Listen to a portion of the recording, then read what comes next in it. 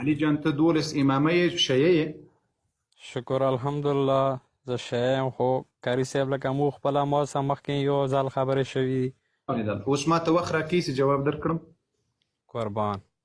کا ګوره دې زړه سره علي جان د تا دې په الله قسم وي، آیا امام صادق علیه السلام پسې چې د تا ملایانو د تا محدثینو دا خبره کړې د تا وجدان قبلوي چې امام صادق علیه السلام د دې لواطت اجازه چاته ورکړي؟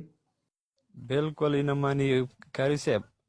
بس ګوره اوس خبره یوه خبره ګوره تا ته مې وخت درکړل، یوه خبره ته عقل له ما سره خبرې کوي او زه دلته د اهل بیتو دفاع کوم. تا ته دومره لوی سړی یاسته، دومره نه درته معلومیږي چې دا اوس د خلقو ته ښکاره کوم چې د امام صادق علیه السلام شان له دې نه ډېر لوی ده. دا خبرې هندوان ولا که وکړي خو د تاسې امامانو کړي دي، ملایانو مو کړي دي، د اهل بیتو رنګ یې وربد کړی ده، په اهل بیتو پسې دروغ ویلي دي. اوس ګوره په دې کتاب کې ما مخکې تا ته یو خبره ته په هغه وخت کې چیرې وې، په هغه وخت کې ما ته خپرونه دې ټوله واورېدله که اوس راغللې؟ یاره زه دا اوس کې څنګه تاسو برور دا ختم دغه ټایم کې راغله نه مخکې نه ته متعه د زړه سره متعه حلاله ورته وایې که حرام ورته وایې، جایز عمل بولې که ناجایز عمل بولې؟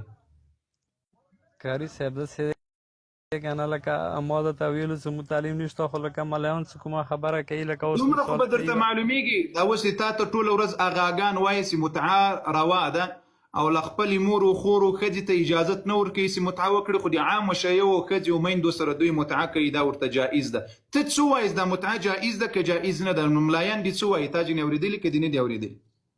یاره کاري صاحب موږ خو لکه اورېدلي چې یاره مثال جایز دی، نو اوس هغه په خپله دغه خبره چې مو دا کړي دي جایز ده. دا د تا لویه مرجع ده علي جان دا د تا لویه مرجع ده، لوی امام دی ده، لوی مجتهد دی ده.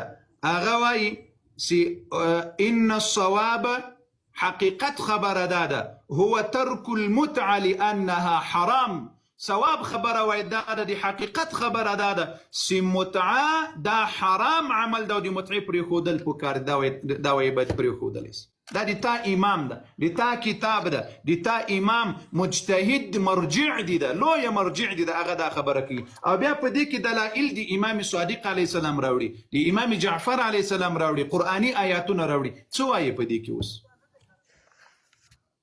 بس کاري صاحب غوره علم اوسه والا کشته څه در دغه به کوو که نه سړی بیا ګناهګار شي ځینې خبرې کوي ولې څه یو علم نه لرې، خو لکه مو دا اوس خو پوه کړه ځان، ای د الله بنده دا اوس خو ځان پوهه کړه، ته مه سونه کېږه همدا شیه سه. اوس زه له تا نه یو بل سوال وکړم، دا ته ابوبکر صدیق رضی الله عنه د صدیق په نامه یې ته منې که نه منې؟ د صدیق یعنی څه مطلب؟ ابوبکر صدیق لقب، دا لقب دی ابوبکر دی پاره ته منی چې صادق انسان او صدیق اکبر منی که نه منی؟ لکه ګوره مو سره کوم اوس مطلب دی مو ته کوم دین خپل دغه یا ملایان دغه کوي که نه، نو هغو دغه کیسه کوي چې یاره دا مطلب دی چې دا نه منل شي. نو مطلب دی اوس وګوره یعنی د ابوبکر صدیق باید ونه منلی سي. زه ښه پوهېږم د زړه سره علي جان، د زړه له اخلاصه خبرې کوه، د چا نه ډار مه کوه، لیکن د ما اصلي هدف همدا ده، د ما اصلي خبره همدا ده. په خدای قسم چې د امام علي علیه السلام عقیده درته ښکاره کړم، د امام صادق علیه السلام عقیده درته ښکاره کړم، په امام صادق علیه السلام پسې لاړ سئ، په امام علي رضی الله عنه پسې لاړ سئ، په ابوبکر پسې مه ځئ، په امام علي پسې لاړ سئ، په امام حسن او حسین رضوان الله علیهم پسې لاړ سئ. تا وویل چې وایي موږ ته ملایانو ویلي دي چې دا باید ونه منلی سي. اوس د تا له کتاب نه د ما دا بله کمره غټه کړي چې رسول الله امام صادق علیه السلام وایي چې رسول